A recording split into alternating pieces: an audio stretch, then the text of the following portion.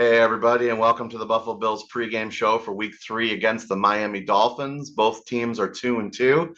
And in this show, as you can see, we have a very special guest, Mike McDaniel, fresh off the sidelines. No, I'm obviously kidding. It's not Mike McDaniel, but I swear it looks like him. For those of you who've been watching the show since 2009, this is, of course, my college roommate, the Dolphins fan. As we're bringing Mike McDaniel. What? No, you are not. Mike McDaniel. You are not. You are not him. I get it all the time. That's what I'm going to dress as him for Halloween. You can. You're pretty much going to put on your own clothes and go out and say you're Mike McDaniel, and that'll be the end of that. But yes, we're bringing back the segment Debate with a Dolphins Fan, and I'm going to go to something you just said to me before we started. I'm kind of vulnerable here, Andrew. I told you the game was in Miami, and you said to me, the Bills have a chance. Why do you think we have a chance if it's in Miami? I meant the Dolphins have a chance, of course, a great chance. I mean, first off, from what I recall last year, Tua must have something in his mind for revenge because last year, I believe he got injured and was out many weeks because of one of your defensive linemen tackling him the wrong way. And I think he broke his collarbone or his elbow or ankle or what have you. So I think he's got something extra in him for this week. And another thing, perhaps Bills are cold weather players. Hopefully it's going to be hot and they just won't be able to handle it.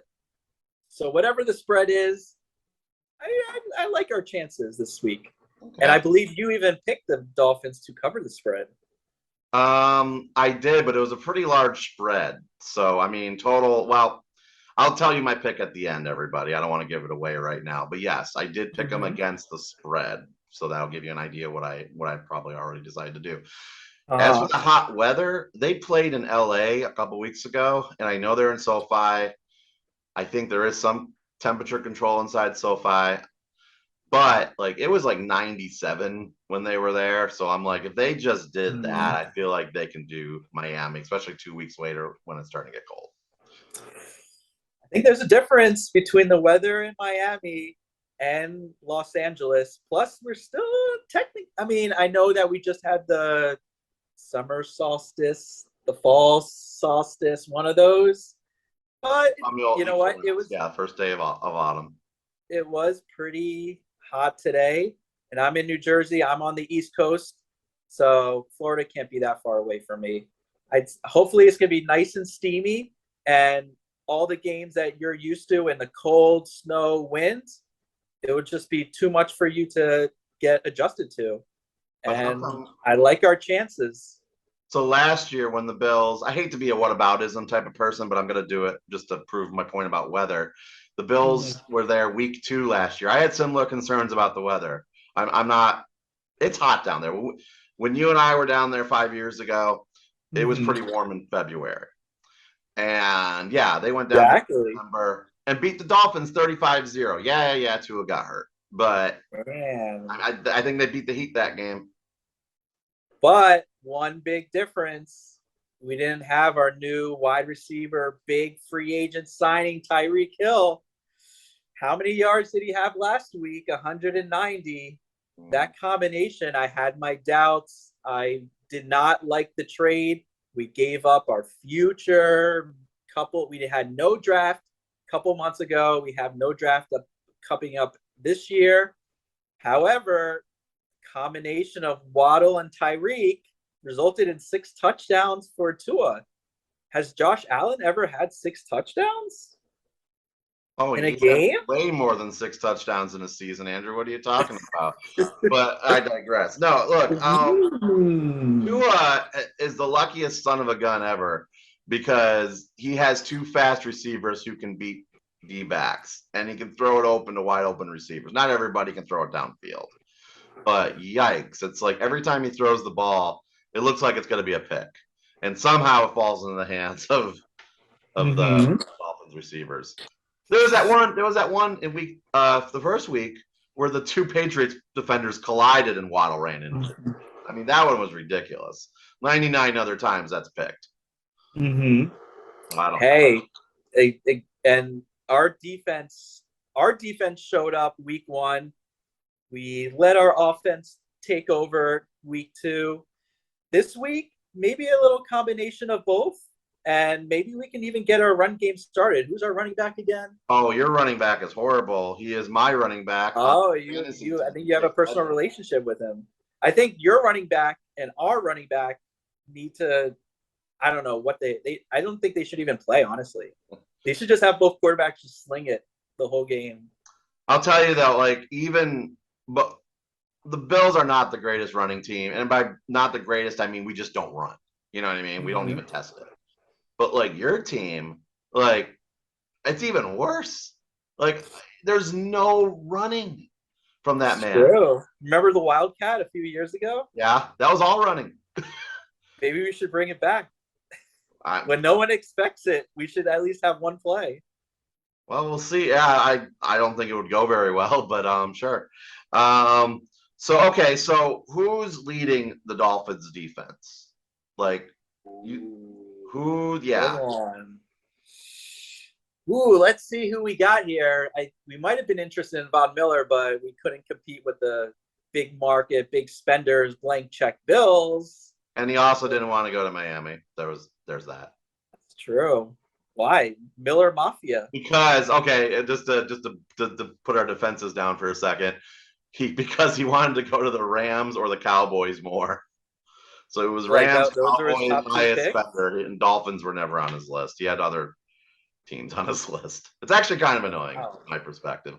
I'm glad he's doing well, but is he's doing well so far? Yeah. Oh my God, he had 2 sacks in the first game. We had 7 sacks in the first game. He's part of the pressure package. I mean, the great former Miami Dolphin Ryan Tannehill had to be benched in the Monday Night Football game due to the pass rush of the Buffalo Bills generating no offense for those Titans. Oh, wow.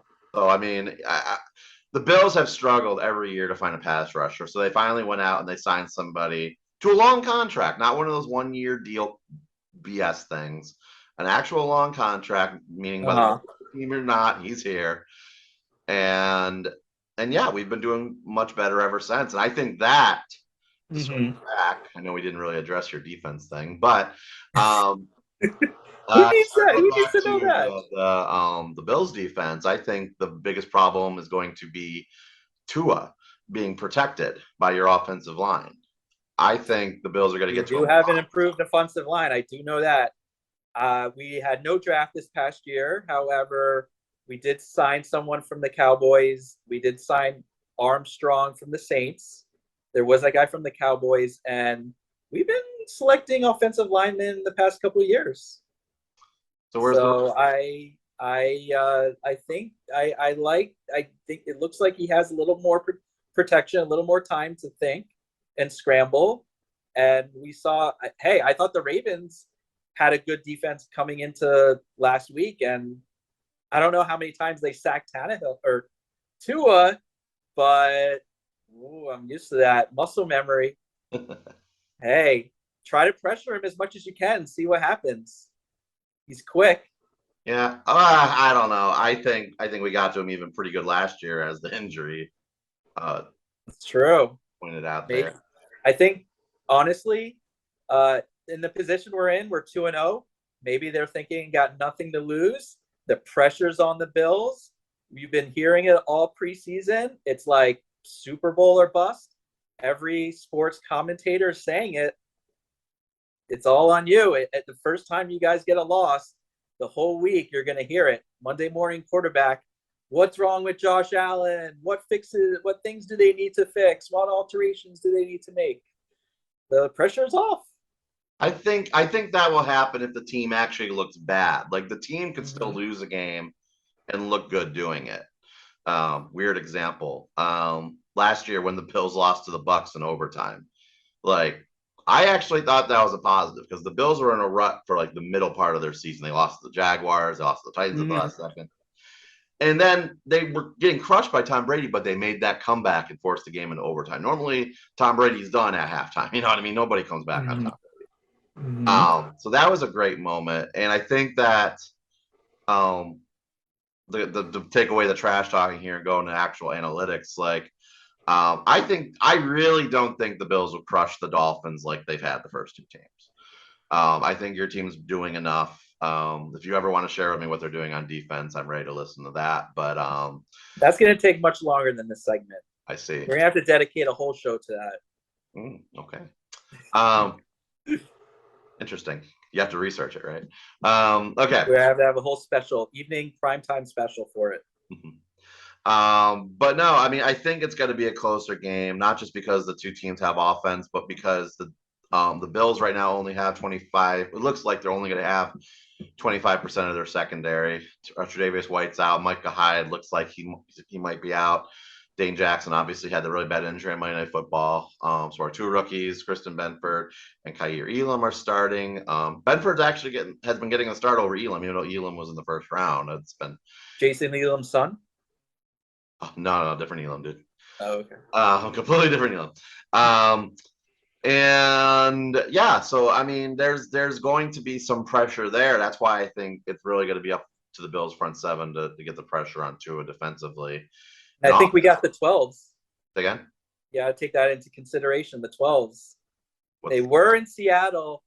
It's going to be a packed house. Oh, I am so sorry, Andrew. I'm going to disagree with you. I mean, maybe because the Bills fans are coming down, that'll be a packed house. I'll agree with you on that. But I've seen that Dolphin Stadium half full, quarter full. It's actually really sad given how nice the stadium looks. And they want they want to show off how beautiful it is. That's why. And I'm always like, where are the fans? Why aren't they watching these games? Like, if you're a fan of the team, you watch the games. Like, right, Andrew? You've watched the first two games. You just can't see them. They're hiding. Oh, they're in other places.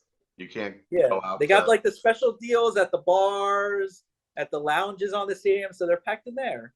Oh, that's where they have the whole. Oh, so they're not watching the game. You're all watching. True fans there. Those Dolphins fans sitting inside, not watching the game. Hey, I can sense it. Russell Wilson left Seattle. The 12s have moved. We're 2-0. It's a battle for the lead of the AFC East. I'm sorry, I almost got that with baseball. And I see it's going to close to sold out. 90% or more Dolphins fans. It's going to be hectic. One of the loudest games ever. And also Tyreek Hill is bringing that sound from Arrowhead Stadium that is known to bring seismic shocks or what have you. He's bringing that over to Miami. It's going to be a good one. I think Sammy and I are going to watch that one. Sammy Watkins? Oh, that too. That's true. Maybe. Yeah, because he's not playing. Well, yeah, he is. He's playing. He's in the Packers. Yep. All right, man. So I'm trying to think if there's any other concessions I want to make just to be an honest football fan. Not really. I think the one weakness is just the secondary, and you have two great receivers that might take advantage of the Bills a little bit. What's your score prediction?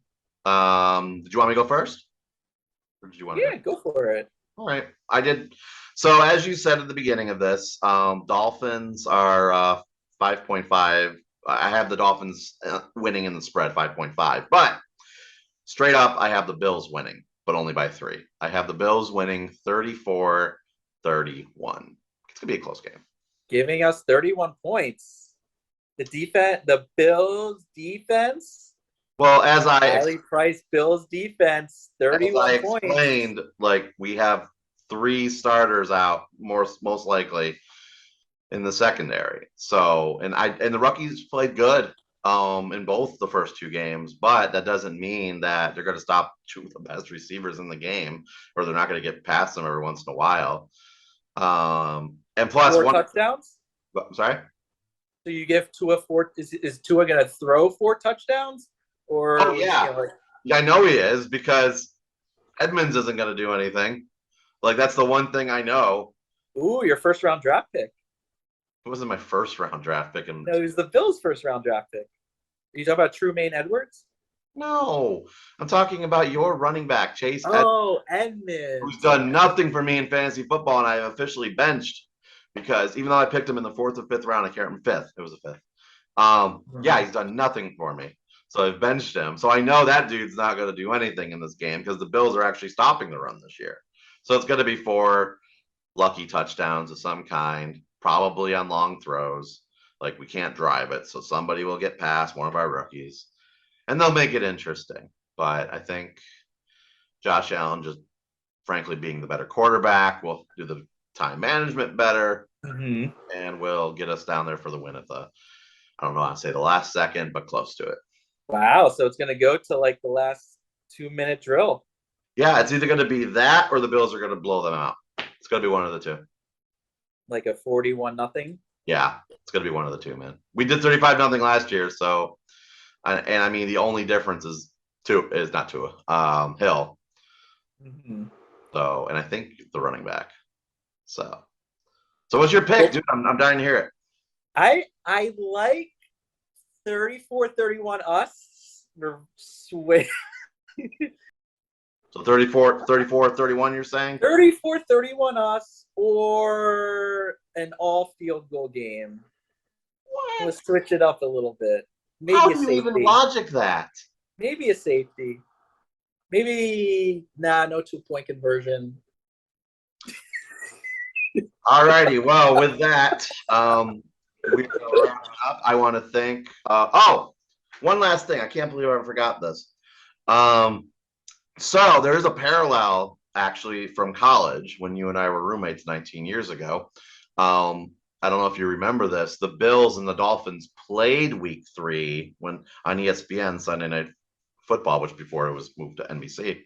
And that was the night after the Bills had the 11-0 victory and the 38-17 victory. So I will admit to you that I'm a little nervous because like the Bills looked dominant at the beginning of 2003, and then they played the Dolphins, and it kind of went downhill from there.